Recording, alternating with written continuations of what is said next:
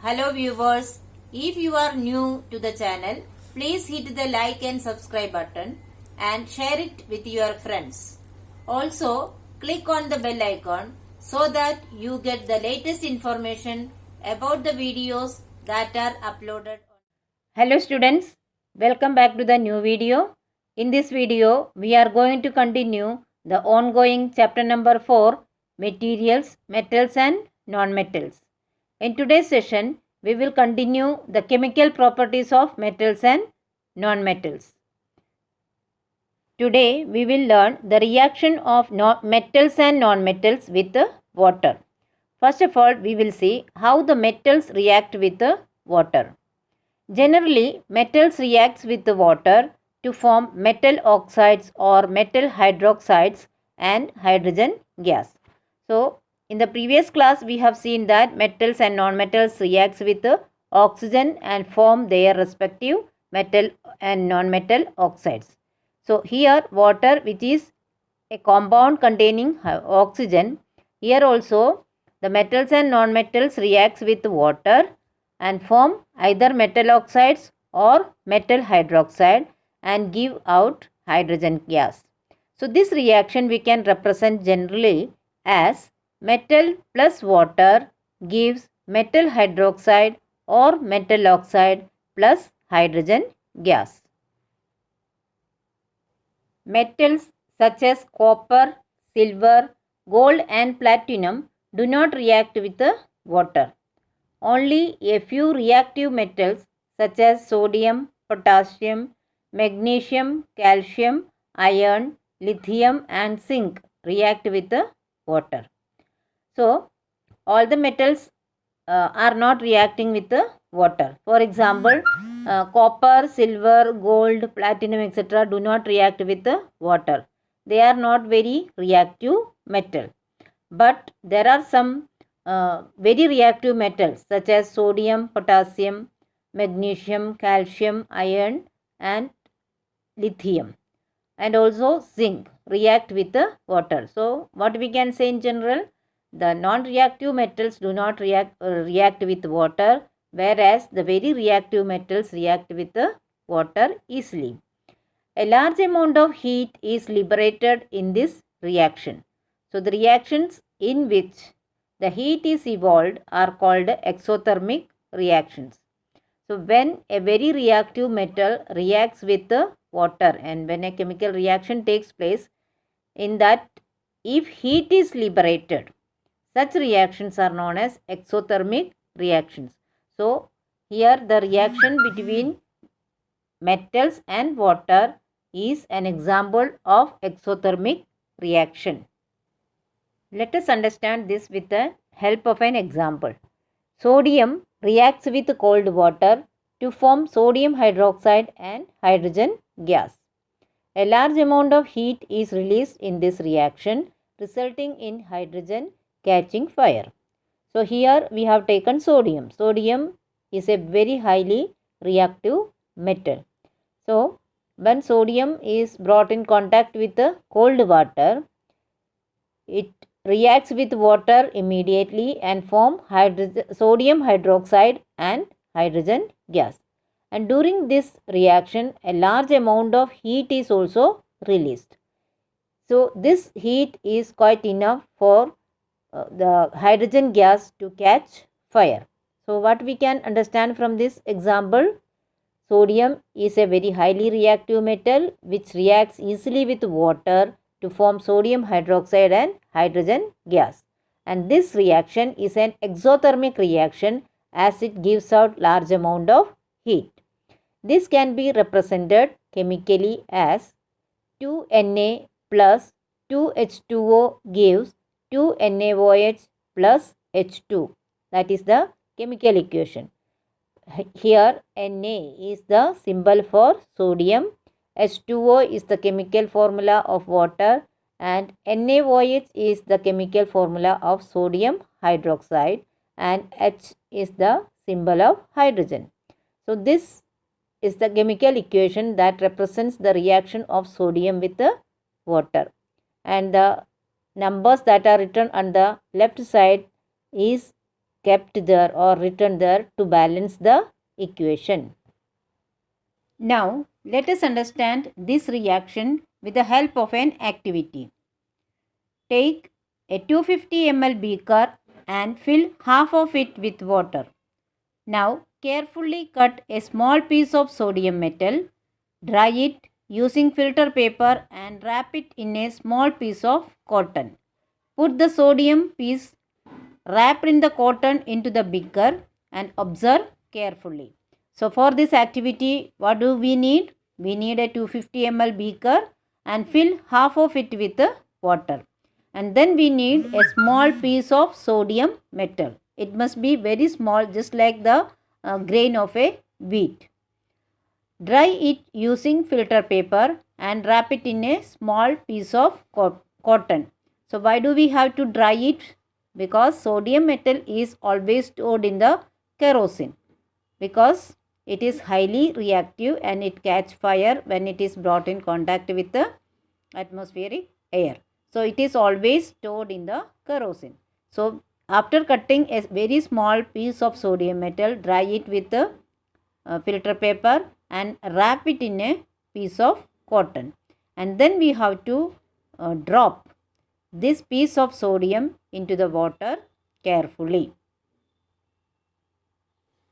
We will find that sodium metal starts moving in water, making a hissing sound due to the formation of bubbles of gas, and reacts with water, causing a little explosion. Soon sodium metal catches fire. So after dropping the sodium metal into the beaker, we have to stand little away from the beaker and observe it.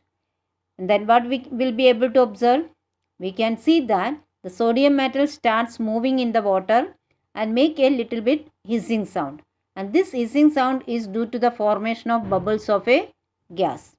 And soon it will react with water and cause a little bit explosion. And sodium metal catches fire. So we can actually see the flame in the beaker. Now when the reaction stops, that is, the reaction will continue till the sodium metal is there. That is why I told you we have to take only a small piece of sodium metal so that the fire will get over soon. When the reaction stops, then touch the beaker. We can feel that the beaker has become somewhat hot. Then why does the beaker becomes hot? Because heat is produced during this reaction.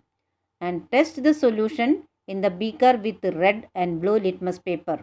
We can see that the solution turns red litmus blue. So on touching, we feel that the beaker has become hot because it is an exothermic reaction. During this reaction, lots of heat is produced. That is why the beaker becomes hot.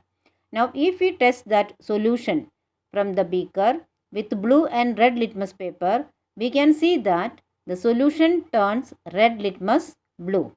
When the red litmus turns blue, then we can say that the solution or the substance is basic in nature. From this, we can conclude that sodium metal reacts with water to form sodium hydroxide and hydrogen gas. It is an exothermic reaction as lots of heat is produced, and formation of sodium hydroxide make the solution basic and hence turn the red litmus blue. So these are the conclusions. What are they? When the sodium metal reacts with water, the new substance formed is sodium hydroxide along with hydrogen gas. Since when the hydrogen burns, it makes an explosive sound. That is why we get the little bit explosion when the reaction is going on. And also it is an exothermic reaction, as we have seen that the beaker becomes hot due to the liberation of heat. And the formation of sodium hydroxide make the solution basic. Because of that, the red litmus turns into blue. Now let us take another example, that is example of magnesium.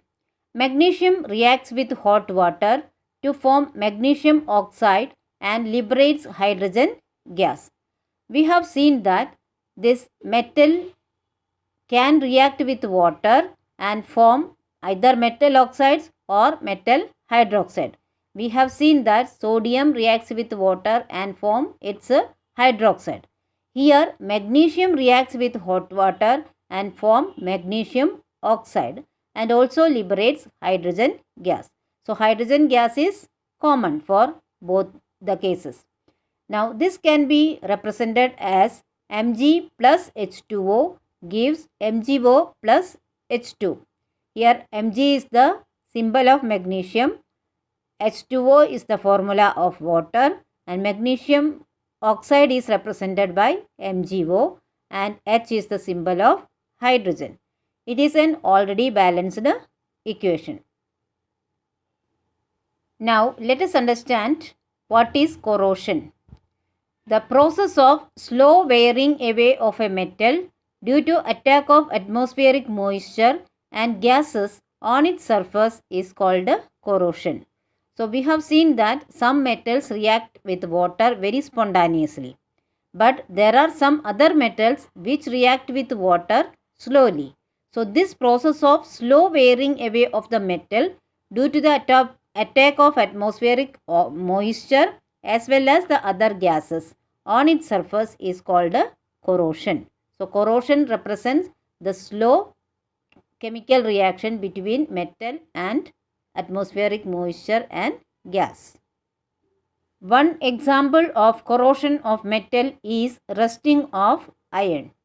Iron reacts with air, water or other chemicals present in its surroundings and forms a brown flaky substance called rust. So you all must have experienced this. When any iron object is exposed to air and when that air is moist, then we can see that a brown substance is formed on its surface. This brown flaky substance is called rust. The chemical composition of rust is hydrated iron oxide. So what is rust?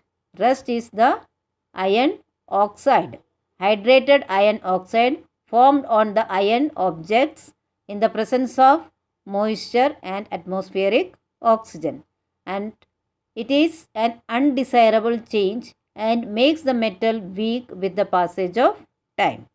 So what is rusting? Rusting is the formation of iron oxide and it is an undesirable change as it makes the metal weak. So this rusting of iron can be represented chemically as iron plus oxygen plus water gives iron oxide. So here I said rust is hydrated iron oxide because this process, this chemical reaction takes place in the presence of moisture and oxygen.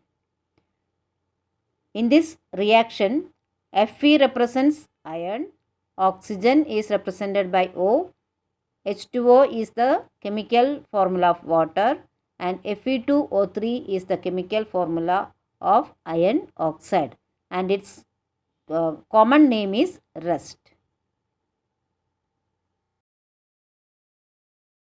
Students, have you ever observed a copper vessel which is not regularly using or it is not used for a long time?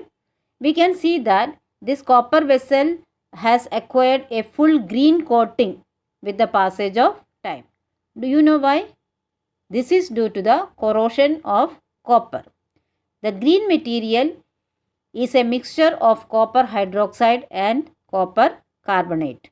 So, the copper metal react with water, carbon dioxide and oxygen present in the air and form two new substances, which are the copper hydroxide and copper carbonate. These two new substances make a green colored coating on the copper vessel and this type of wastage of copper is known as corrosion of copper. Just like copper, silver also gets corroded. Silver becomes black and loses its luster with the passage of time. This happens because silver reacts with hydrogen sulfide gas present in the atmosphere and forms a black colored substance called silver sulfide. See students, you might have seen this type of changes in the atmosphere. If you see any little bit old silver ornaments or silver objects, you can see that it has lost its shiny nature and becomes black in color. Do you know why it happens so? This happens so because silver reacts with hydrogen sulfide gas which is present in the atmosphere and forms a new substance which is black in color. What is that new substance called? It is silver sulfide. So, the shiny nature of the silver objects lose is or lost with the passage of time due to the formation of black colored silver sulfide. This is known as corrosion of silver. Now, let us see how the non-metals reacts with water. Generally, non-metals do not react with water, though they may be highly reactive in air. What does it mean? Non-metals are not reacting readily with water, but non-metals are highly reactive in air. So, such non-metals which are highly reactive in air are stored in water. For example, phosphorus, which is a very reactive non-metal, it catches fire if exposed to air. Therefore, to prevent the contact of phosphorus with atmospheric oxygen, it is stored in water. So, what we can understand from this? Generally, non-metals are not reacting with the water, but they are some of the non-metals are highly reactive in air. One such example is phosphorus. Phosphorus catches fire if it comes in contact with the air. So, to prevent the contact of phosphorus with atmospheric oxygen, it is stored in water. So, students, I hope you have understood the topics very well. But still, if you have any doubt, you can write in the comment section. I will surely try to solve it as early as possible. Here are some review questions. Please solve it in your notebook. Thank you.